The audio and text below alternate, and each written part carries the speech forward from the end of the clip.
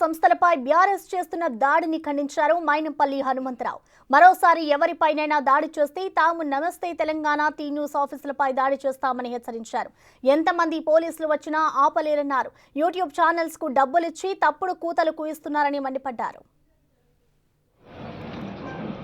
మైనంపల్లిని నిద్ర లేపితే ఎట్లుంటదో బీఆర్ఎస్ కు ముఖ్యంగా బావ మరిదికి చూయిస్తా, సుక్కలు చూయిస్తా. ఈరోజు యూట్యూబ్ ఛానల్ పెట్టుకొని కిరాయి వాళ్లకు 10 లక్షలు 5 లక్షలు ఇచ్చి మాట్లాడిపిస్తున్నారు. మేము గ్రౌండ్ లో ఉండేటోళ్ళం, ఇది గమనించాలా. ఇంట్లో కూర్చొని వీడియోలు చేస్తే దానికి స్పందించే టైం లేదు.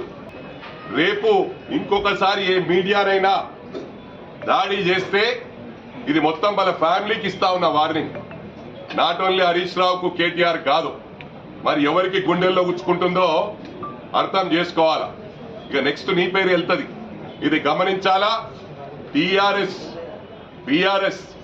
దుకాణం బంద్ చేసి బీఆర్ఎస్ స్టార్ట్ చేసింది, భారతీయ రాష్ట్ర సమితి అని.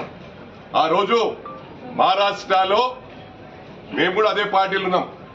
ఎందరో జీవితాలు, పుట్టుక నుంచి బీజేపీలో ఉన్న వాళ్ళను, పుట్టుక నుంచి కాంగ్రెస్ లో ఉన్న వాళ్ళను మీకు అది పడగొడతాం ఇది పడగొడతాం అని చెప్పి వాళ్ళ కలర్ ఊసి వాళ్ళ భవిష్యత్ అంతా నాశనం చేసిన ఘనత ఈ బీఆర్ఎస్ దక్కింది.